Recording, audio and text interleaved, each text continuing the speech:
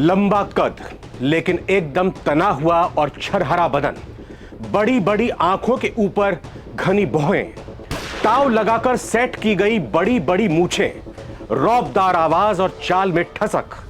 मोकामा के घोसवारी थाना क्षेत्र के तारतर गांव के रहने वाले दुलारचंद यादव की कुछ ऐसी ही पर्सनैलिटी थी। एक समय लालू यादव का करीबी माना जाता था दुलारचंद यादव को। हालांकि बाद में वो अनंत सिंह के भी करीबी रहे। बाहुबली अनंत सिंह से भी उनके अच्छे रिश्ते हुआ करते थे और उनका भी वो एक समय गुणगान किया करते थे। लेकिन इसी साल दुलारचंद यादव अनंत सिंह को छोड़कर पीयूष प्रियदर्शी के साथ चले गए और काफी समय से सोशल मीडिया पर अनंत सिंह के खिलाफ बोल रहे थे। इससे दोनों के बीच तनाव बढ़ गया था।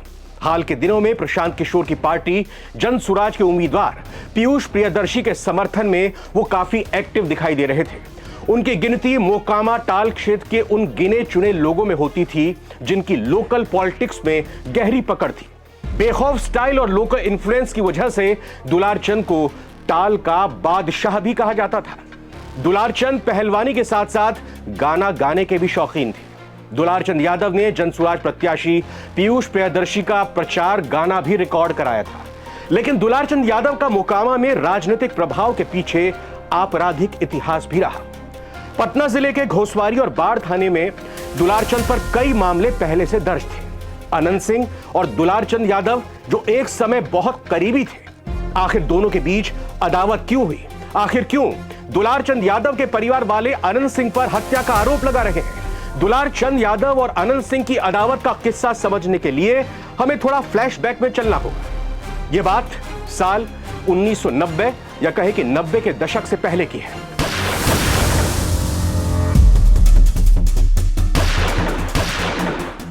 मोकामा से सटा बढ़ैया इलाका। जी हां, बिल्कुल ठीक समझ रहे हैं। जो पटना और बिहार को जानते हैं वही बढ़ैया जहां का स्पंजी रसगुल्ला काफी फेमस है।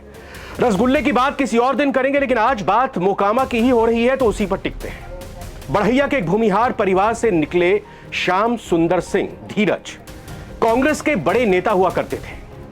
श्याम सुंदर सिंह धीरज को घरवालों ने पढ़ने के लिए पटना यूनिवर्सिटी भेजा। मोकामा से पटना की कोई बहुत ज्यादा दूरी नहीं है। यहां आकर वो एनएसयूआई से जुड़े और छात्र राजनीति में कूद गए। कुछ समय के अंदर श्याम सुंदर सिंह धीरज ने संजय गांधी, जी हां, इंदिरा गांधी के बेटे संजय गांधी तक अपनी पहुंच बना ली और बिहार के चर्चित और पावरफुल नेता बने। उस समय कांग्रेस की ही बिहार में सरकार हुआ करती थी। उस दौर में श्याम सुंदर सिंह धीरज बिहार यूथ कांग्रेस के अध्यक्ष हुआ करते थे। यानी धीरज के पास वो ताकत थी जिसकी जरूरत हर बड़े नेता को या हर बड़े नेता बनने की ख्वाहिश रखने वाले एक नेता को हुआ करती थी। जिस किसी बड़े कांग्रेसी नेता की रैलियों में भीड़ जुटाने की जरूरत होती या पटना में धरना प्रदर्शन करना आवश्यक होता, भीड़ जुटानी होती, तो उस दौर में उन्हें श्याम सुंदर सिंह धीरज का ही मुंह ताकना पड़ता था। और यही वजह थी कि बिहार में उस वक्त की राजनीति में श्याम सुंदर सिंह धीरज का एक अपना कद था। संजय गांधी से ग्रीन सिग्नल मिलने पर श्याम सुंदर सिंह धीरज ने महज 25 साल की उम्र अपनी राजनीतिक पारी के लिए भूमिहार बाहुल्य सीट मोकामा को चुना और यहां जीत भी दर्ज की। साल 1980 और 1985 के विधानसभा चुनाव में श्याम सुंदर सिंह धीरज कांग्रेस के इतने चर्चित नेता थे कि खुद संजय गांधी उनके लिए चुनाव प्रचार करने के लिए मोकामा आए थे। श्याम सुंदर सिंह धीरज पर आरोप लगते हैं कि उन्होंने चुनाव में जीत दर्ज करने के लिए मोकामा के अलग अलग पॉकेट्स में कुछ उत्साही युवकों को इलाके में पावर दिखाने की खुली छूट दे रखी थी, कि मतलब अपना हाथ उन लड़कों पर रख दिया था। इसी कड़ी में भूमिहार बाहुल्य गांव लदमा से अनंत सिंह के बड़े भाई दिलीप सिंह निकले, जो श्याम सुंदर सिंह धीरज के लिए चुनाव में राइफल के दम पर बूथ लूटने तक का आरोप झेल रहे थे, यानी कि उनके ऊपर आरोप लगे। वहीं दूसरी तरफ टाल क्षेत्र के यादव बाहुल्य तारतर गांव में श्याम सुंदर सिंह धीरज ने दुलारचंद यादव का हाथ थामा। तो यहां एंट्री दुलारचंद यादव की भी हो जाती है और अनंत सिंह के बड़े भाई दिलीप सिंह की भी हो जाती है। दुलारचंद यादव का हाथ थामकर उनको आगे बढ़ाने का काम किया।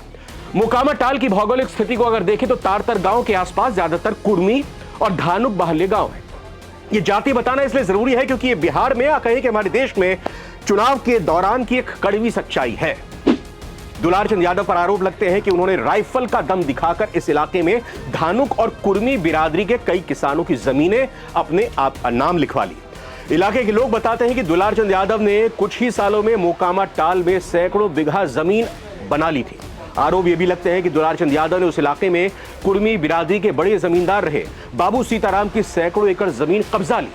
कहते हैं कि इस दौर में कुर्मी चक, खुशहाल चक, रामपुर, चंदा चक्रही, अकबरपुर, बसमान चक, प्रहलादपुर, बकमा, अस्ताबाद, बदलू चक, सादिकपुर, लक्ष्मीपुर जैसे गांवों के किसान मोकामा टाल में अपनी फसल सुरक्षित खलिहान तक लाने के लिए उसके बदले में दुलारचंद यादव को रंगदारी देते थे। मतलब एक तरह से कहें कि ये गुंडा टैक्स दिया करते थे। ठीक ठाक दौलत बनाने के बाद साल 2000 की बात आती है। साल 2000 आते आते दुलारचंद यादव ने तारतर के अपने पुश्तैनी मकान को छोड़कर बाढ़ शहर में अपना बेस बना लिया। अच्छी खासा पैसा हो गया, अच्छी खासी जमीन हो गई और यहीं से शुरू होती है अनंत सिंह और दुलारचंद यादव के बीच अदावत की कहानी।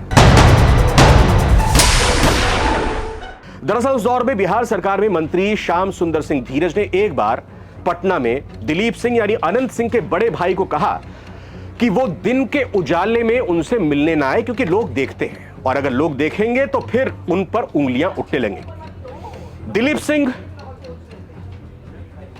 चौंक गए। दिलीप सिंह हैरान हो गए कि जो व्यक्ति एक जमाने में मुझसे भीड़ जुटवाया करता था, जिस व्यक्ति को मोकामा में जिताने के लिए, मंत्री तक पहुंचाने के लिए मैंने अपना खून पसीना एक किया, उनका दिमाग ठनक गया। दिलीप सिंह खुद ही मोकामा विधानसभा सीट पर चुनाव मैदान में उतरे और श्याम सुंदर सिंह धीरज अपने गुरु को हराकर अपनी एक अलग राजनीतिक राह पकड़ ली। कहा जाता है कि यहीं से दुलारचंद यादव और दिलीप सिंह के बीच प्रतिस्पर्धा शुरू हो गई। यानी प्रतिस्पर्धा पहले दुलारचंद यादव और अनंत सिंह के बड़े भाई दिलीप सिंह के बीच हुई। दुलारचंद यादव के मन में एक कसक रह गई कि वो विधायक नहीं बन पाए। उन्होंने भी निर्दलीय मोकामा से भाग्य आजमाया, लेकिन कामयाबी नहीं मिल पाई। दुलारचंद को लगता रहा कि श्याम सुंदर सिंह धीरज ने अपनी भूमिहार जाति से आने वाले दिलीप सिंह को अंदरूनी बढ़ावा दिया और लालू प्रसाद यादव से करीबी बढ़ाने में मदद भी की, लेकिन यादव बिरादरी होने के चलते दुलारचंद यादव को किसी ने सपोर्ट नहीं किया, ऐसा उनको लगा।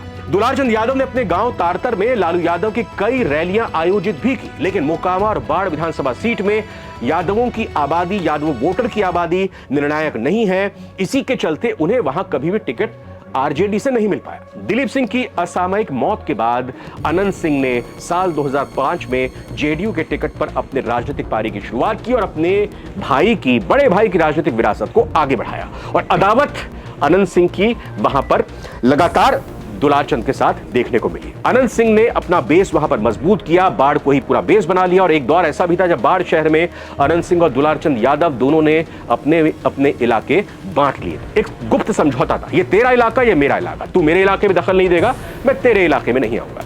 इस बीच दोनों का अपना काम था, कारोबारियों से रंगदारी, ठेला टमटम जिसको तांगा कहते हैं। आरोप लगे कि रंगदारी उनसे भी ली जाती थी। प्रोटेक्शन टैक्स यानी आपकी रक्षा करेंगे, उसके लिहाज में प्रोटेक्शन टैक्स की भी बात के आरोप इन पर लगे। वसूली का धंधा ये लोग चलाते रहे, ऐसे इन पर आरोप लगे। इस दौरान अनंत सिंह और दुलारचंद यादव के बीच यही जंग बढ़ती गई और बाढ़ का असली बाहुबली कौन है, इसको लेकर दोनों आमने सामने आ गए।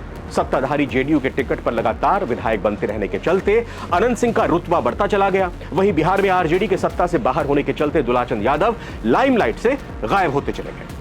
दुलारचंद यादव ने विधानसभा और पार्षदी के कई चुनावों में अपनी राजनीतिक हैसियत दिखाने की कोशिश की, लेकिन हर बार उन्हें नाकामी हाथ लगी। इसी कसक में दुलारचंद यादव चुनाव दर चुनाव अनंत सिंह के खिलाफ काम करते रहे। इसके जरिए दुलारचंद यादव और अनंत सिंह के बीच मोकामा टाल में भूमिहार बनाम यादव के बीच एक छुपी जंग भी चलती रही।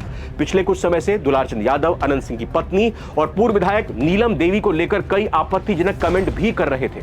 इस बात को लेकर भी अनंत सिंह और उनका परिवार नाराज बताया जा रहा था। बताया जा रहा है कि गुरुवार को दुलारचंद यादव जहां धानुक जाति से आने वाले जनसुराज प्रत्याशी पीयूष प्रियदर्शी के लिए वोट मांगने निकले थे, वहीं अनंत सिंह का काफिला भी इस इलाके से गुजर रहा था।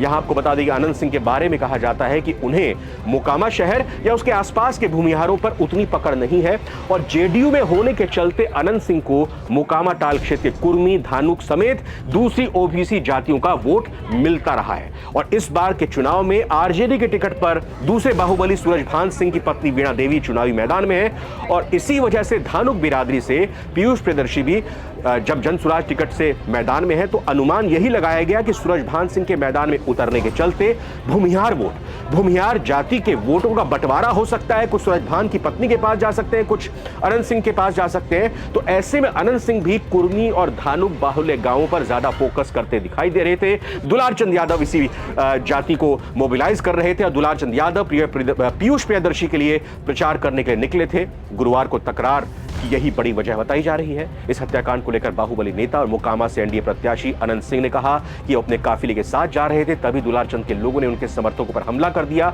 और इस दौरान भीड़ में किसी ने गोली चला दी। अनंत सिंह ने कहा यह पूरा खेला सूरजभान सिंह का है।